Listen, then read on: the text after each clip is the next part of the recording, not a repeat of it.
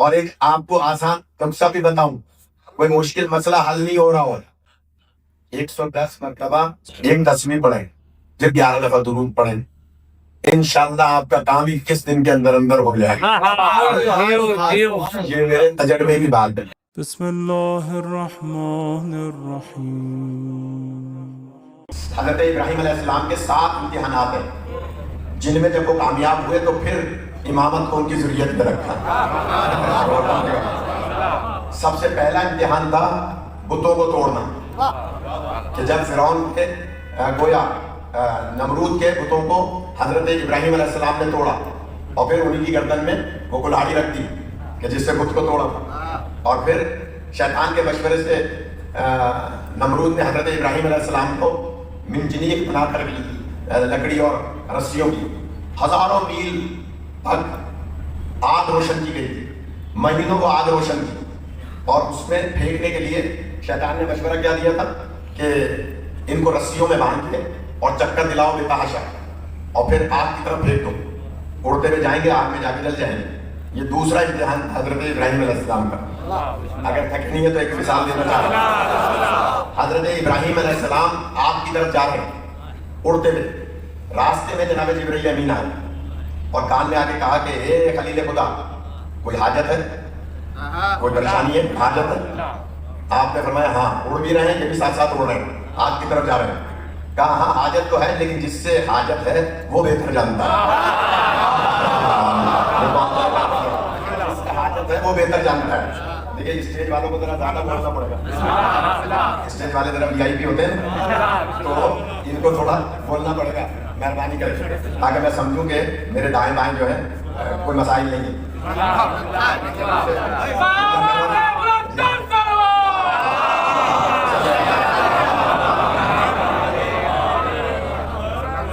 فرشی عذاب پہ سب ایک ہیں، یہ تو میں ان کو آمادہ کرنے کے لیے کہہ رہا ہوں، کوئی یہ نہ سوچے کہ بھائی اس دروازے پہ جو بھی آتا ہے وہ حور بن جاتا ہے۔ اس فرشی عذاب کی جو سیک ہے نا، سیک بیٹھنے کی سیک، وہ جلا بخشتی ہے، وہ شعور بلند کرتی ہے۔ ہم کیوں مجلس زمین پہ کرتے ہیں؟ اس لیے کہ زمین کا تعلق تراب سے ہے، اور علی ابو تراب ہے۔ میں نے ایک مثال دی تھی آسمان اور زمین کی، لیکن چلیں میں بات آگے بڑھاؤں، ٹائم کم ہوتا ہے، کہ جناب ابراہیم علیہ السلام کو آگ کی طرف پھینکا جا رہا ہے، اور جبرائیل امین علیہ السلام سوال کر رہے ہیں کہ کوئی حاجت ہے؟ کہاں جس سے ہے وہ بہتر جانتا ہے۔ اتنے چکروں کے بعد آگ کی طرف جاتے ہوئے، اب میں اسی سے اندازہ لگاؤں گا مجھے کیا پڑھنا ہے آگے، رتی کی مجلس نہیں ہوتی، یہ مضمون اشرے کا ہے جس کو میں ایک ہی مجلس میں سمیٹ رہا ہوں۔ اب میں جملہ کہہ رہا ہوں، اتنے چکروں کے بعد آگ کی طرف جاتے ہوئے امتی نبی حضرت ابراہیم چکراتے نہیں ہیں، یعنی کتنا بہترین جواب دے رہے ہیں کہ جس سے حاجت ہے وہ بہتر جانتا ہے۔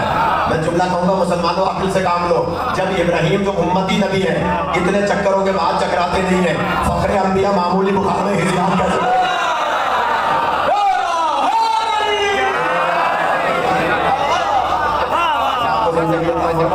معمولی بخار میں نعوذ باللہ ہزیان بولیں گے، نعوذ باللہ نقل کو کف نباشت۔ اور حضرت ابراہیم علیہ السلام جا رہے ہیں، عجیب و غریب روایت ہے، نمرود کی بیٹی رازا، اس کا نام تھا رازا، وہ اپنی چھت پہ کھڑی تھی بالا خانے میں، وہ پکار کے کہتی ہے اے ابراہیم، یہ میں کیا دیکھ رہی ہوں؟ یہ آگ گلزار ہوگی اور پھولوں کا تخت سجا ہوا ہے اس آگ کی جگہ، اور وہاں میں کوئی پہلے سے نورانی شخصیت بیٹھے ہوئے دیکھ رہی ہوں۔ غور کیجئے گا، یہ نورانی شخصیت کا پتہ نہیں چلا، لیکن جب مولا کا ہم نے ایک خطبہ پڑھا تو مولا فرماتے ہیں میں ہی تو وہ ہوں جس کی وجہ سے آدم کی توبہ کو قبول کیا گیا اور ابراہیم کی آگ کو گلزار بنایا۔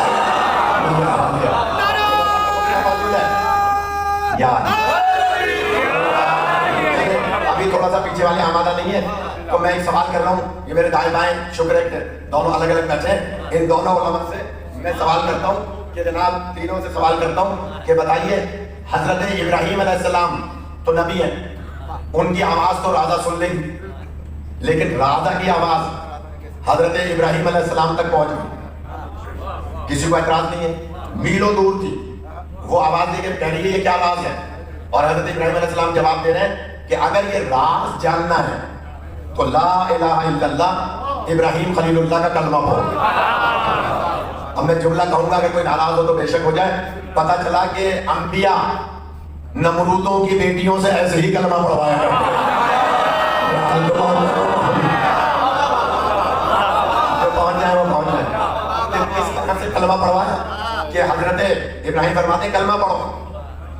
باپ ہے نمرود جو اپنے آپ کو خدا کہتا ہے, اور رازا وہاں بیٹھی بھی کلمہ پڑھی, لا الہ الا اللہ ابراہیم خلیل اللہ. جیسے ہی کلمہ پڑھا رازا سے کہا اڑتی بھی آ جاؤ. ابراہیم فرماتے ہیں اڑتی بھی آ جاؤ. آپ کو میں حوالے دے دیتا ہوں, کچھ لوگوں کے چہرے میں دیکھ رہا ہوں یہ متغیر ہو رہے ہیں. جناب علامہ نظم الحسن کرراجی صاحب کی تاریخ اسلام اٹھا کے دیکھ لیں, موجودہ دور کی جو مل جائے. متقدمین علماء کی بات نہیں کر رہا, دائرے وحی سے انہوں نے لیے ہیں روایات. علامہ فروغ کاظمی انڈیا کے عالم ہیں, ان کی کتاب ہے تاریخ اسلام. علامہ بشیر ٹیکسلا صاحب کی لکھی تاریخ اسلام, ان کتابوں میں یہ روایت موجود ہے کہ رازا اڑتی بھی آئی اور تخت پر آ کر بیٹھ گئی. اب میں آپ سے ایک سوال کر رہا ہوں کہ جناب رازا ابراہیم علیہ السلام کی آواز پر اڑ کے آ سکتی ہے, علی مدینے سے خیبر نہیں آ سکتا؟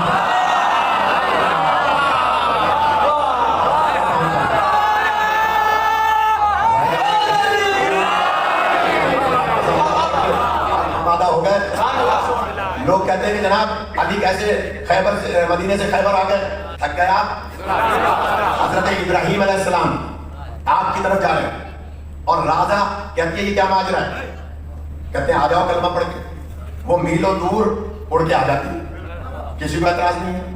علی مدینے سے خیبر کیسے آ گئے, اعتراض کرتے ہیں.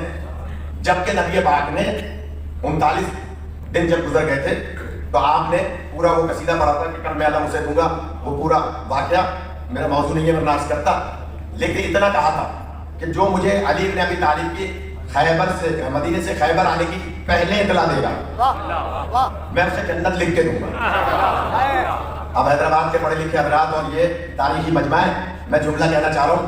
کوئی مجھے بتائے پورے مجمع میں بزرگ حضرات میں کوئی بھی شیعہ سنی حضرات تشریف فرمائے, کوئی مجھے کہے کہ کسی صحابی نے آگے بڑھ کے کہا ہو سرکار آپ لکھ کے کیسے دیں گے, آپ تو لکھنا پڑھنا جانتے ہیں.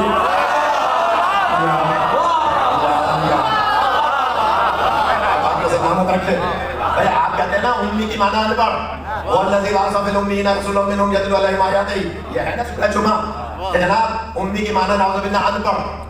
مسلمان کہتے ہیں کہ امی کی مانا ان پڑھ ہے, تو جب رسول پاک ان پڑھ ہے نعوذ باللہ آپ کے بقول اور لکھنا پڑھنا جانتے نہیں ہیں تو جنت لکھ کے کہاں سے دیں گے؟ اب جملہ کہہ دوں, پتہ چلا جب جنت لینے کی باری ہے تو سب مان لیں کہ ہم لکھ سکتے ہیں. جب علی کے لیے لکھنا چاہ رہے ہیں تو کہہ رہے ہیں ہمارے لیے لکھا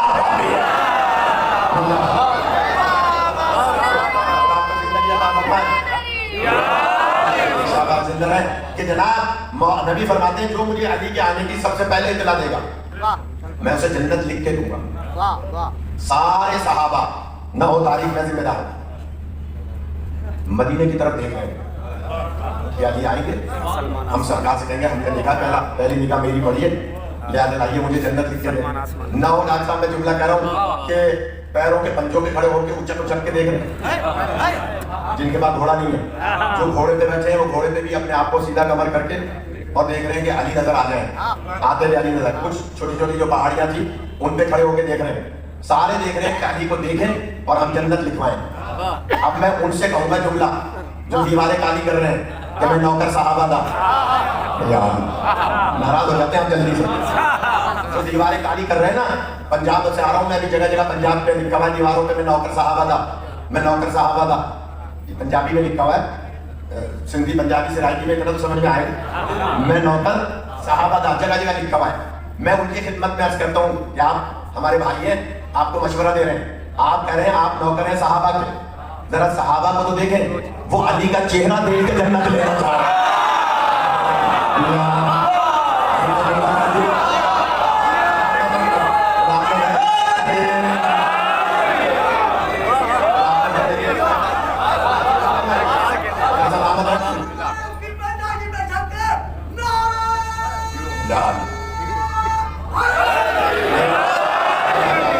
سلامت رکھے, خدا زندگی عطا فرمائے.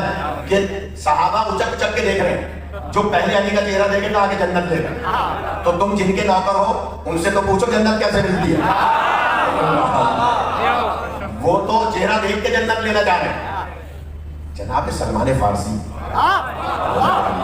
آسمان سے کہا ہے میں نے, آسمان کی طرف دیکھ رہے ہیں. ایک مشہور صحابی, نام نہیں لوں گا میں, ایک سازش کے تحت یہ کہا جا رہا ہے کہ اگر کسی کا بھی نام لے لیا تو ایف آئی آر کر جائے گی. اور فرما رہے لہذا باقاعدہ پلانی کے ہم سمجھتے ہیں. ایک مشہور صحابی آئے جناب سلمان فارسی کے پاس اور کان میں کہنے لگے سلمان سارے تو مدینے کی طرف دیکھ رہے ہیں, آپ آسمان کی طرف کیا دیکھ رہے ہیں؟ سیدھے آ گئے. سلمان کہتا ہے یہ تمہاری بات پرانی عادت ہے, یہ اس بات کی پرانی عادت ہے. 300 سال سے زیادہ کی ایج ہے جناب سلمان کی. اس وقت 310 یا 312 سال کی ایج تھی جب یہ بات ہے. لہذا وہ کہتے ہیں تم بوڑھے ہو گئے, اسے کیا گئے ہو. علی آئیں گے مدینے سے, ان کی آنکھوں میں آنسو کے چشمے, تو وہ مدینے سے آئیں گے, یہ آسمان پہ کیا دیکھ رہے ہو. تو سلمان اس کے کان میں جواب دیتے ہیں یہ راز اگر میں نے تمہیں بتا دیا تو جنت تو تم لے لو گے.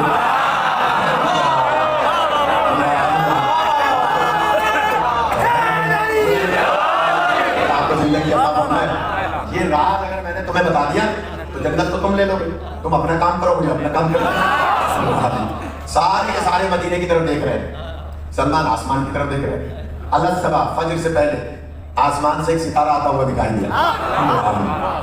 نہ وہ روایت میں ذمہ دار ہوں, میرے سر پہ امامہ ہے, ادھر ادھر کی روایت نہیں پڑھوں گا, کتاب میرے پاس ہوگی تو روایت پڑھوں گا. اور حیدرآباد کا زیرت مجمع ہے, قدیمی عزادار ہیں, پڑھے لکھے لوگ ہیں, پروفیسر, ڈاکٹرز, انجینئرز اور دین سے تعلق رکھنے والے. فرمان شاہ نے جیسا یہ مجمع جمع کیا ہے, خدا ان کو سلامت رکھے. یہ جناب ان کے بزرگوں کے درجات بلند ہو. جملہ کہہ رہا ہوں, جناب سلمان آسمان کی طرف دیکھ رہے ہیں اور دوڑتے بھی آئے. سرکار وہ علی آ رہے ہیں.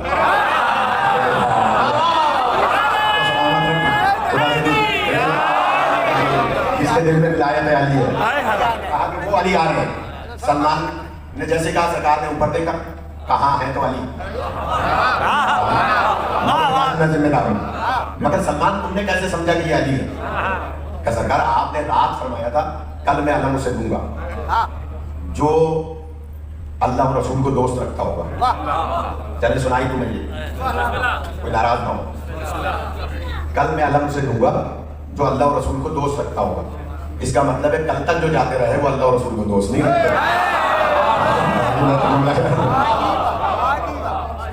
کل میں علم اسے دوں گا جو اللہ اور رسول کو دوست رکھتا ہوگا. پہلے کیا کہا؟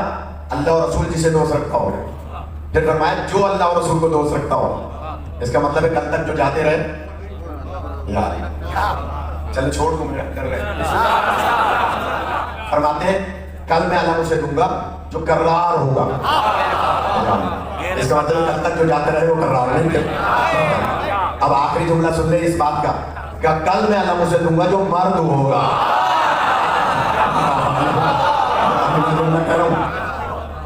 حضرت عمر رضی اللہ تعالیٰ عنہ کہتے ہیں کہ علی ابن ابی طالب کو جو سینکڑوں فضیلتیں اللہ نے عطا فرمائی, ان میں سے 3 اور ان 3 میں سے ایک بھی مجھے مل جاتی تو میرے زمین و آسمان کے لیے کافی تھی, قیامت تک کے لیے کافی تھی. کیا فرماتے ہیں؟ اب بھی کوئی کاٹے تو کاٹ دے بھائی. میں جملہ کہہ رہا ہوں کہ جناب اتنے ادب سے نام لے رہا ہوں. جناب کہہ رہے ہیں کہ اگر علی کو جو اللہ نے سینکڑوں فضیلتیں عطا فرمائی ان میں سے 3 اور ان 3 میں سے ایک مجھے مل جاتی تو میرے لیے زمین و آسمان اور قیامت تک کے لیے کافی. آپ تو نہیں پوچھ رہے, دوسرے صحابی نے پوچھ لیا کہ بھائی وہ کون سی 3 فضیلتیں؟ کہا علی کی 3 فضیلتیں ایسی ہیں جس میں پوری کائنات رشک کرتی ہے. سب سے پہلی فضیلت ہے کعبے میں پیدا ہونا. سب سے پہلی فضیلت ہے کعبے میں پیدا ہونا. آج یہ دونوں بھائی کاشف بھائی اور سہیل بھائی ناراض معلوم ہو رہے ہیں تو اس لیے میں جملہ کہہ رہا ہوں دونوں کے لیے. اور وہ جملہ کیا ہے؟ پہلی فضیلت ہے کعبے میں پیدا ہونا, دوسری فضیلت ہے زہرا کا شوہر بننا, اور تیسری فضیلت ہے خیبر میں علم ملنا.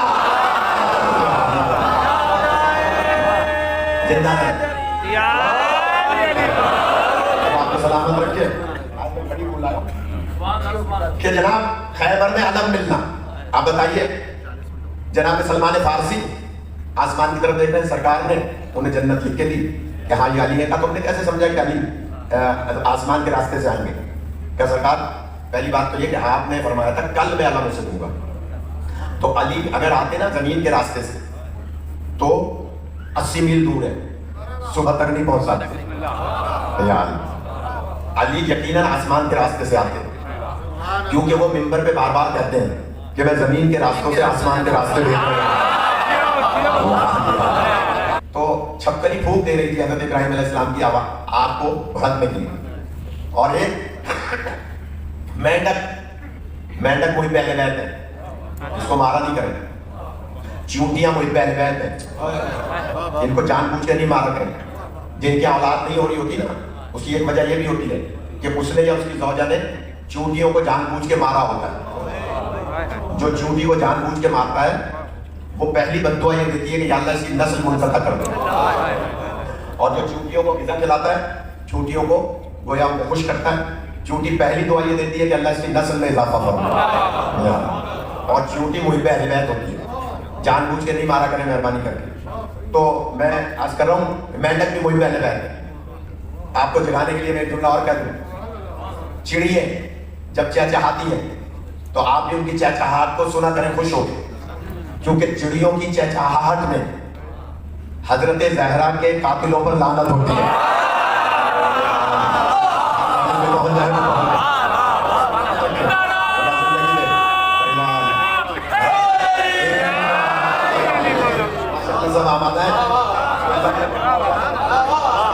कि जनाब चिड़िया चहचहाती है तो बीवी के कातिलों पे लानत करती है।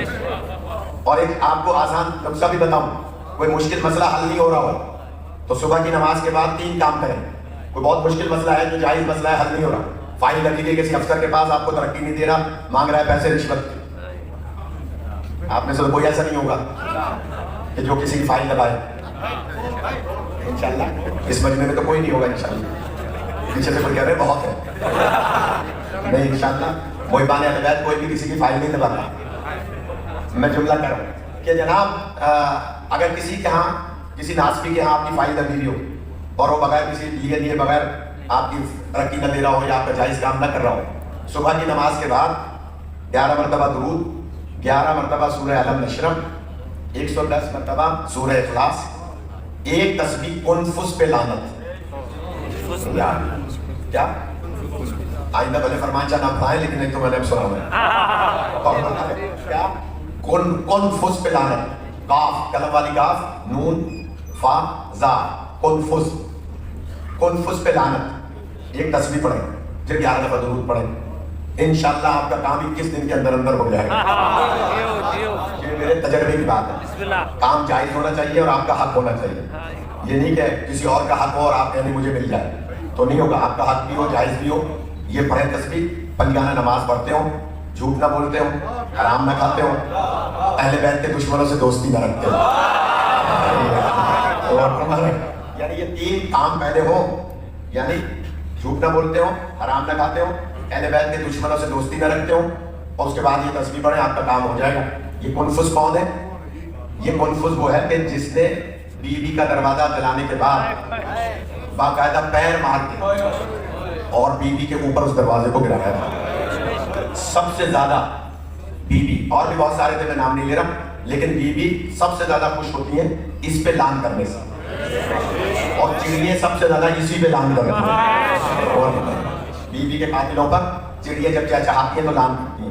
लिहाजा एक किताब है मौलाना, यकीनन आपके पास होगी, उलमा के पास, तहज़ीबुल इस्लाम, मौला हुसैन अलैहिस्सलाम के फरामीन उसमें बहुत ज़्यादा है इस किस्म के मामलात में। तो ये किताब भी हर घर में होनी चाहिए। तो बात लंबी हो गई। तो मेंढक जो है वो फूंक दे रहा था मुंह में पानी लेकर, और ज़रा सा पानी फेंक रहा था हज़रत इब्राहीम अलैहिस्सलाम की आग की तरफ कि आग बुझ जाए। अल्लाह ने कहा फरिश्ते से इससे जाके पूछो, तुम्हारी इतनी सी मुंह में जो ज़रा सा पानी आ रहा है, इससे इतनी बड़ी आग बुझ जाएगी? फरिश्ता आया, कहने कि इतनी बड़ी आग, इतने से पानी से जो ज़रा सा पानी है, मेंढक के मुंह में कितना पानी है, ये बुझ जाएगी? मेंढक ने कहा सरदार मलाइका, मेरे इस पानी से बुझे या ना बुझे, मेरा शुमार तो मोहब्बत करने वालों में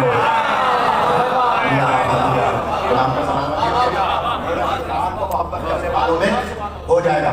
لہذا حضرت ابراہیم علیہ السلام کی بات ذرا لمبی ہو گئی۔ جب حضرت ابراہیم علیہ السلام کا امتحان مکمل ہو گیا تو اللہ نے وعدہ کیا کہ یہ تمہاری نسل میں امامت رہے گی، لیکن ظالموں تک نہیں جائے گی۔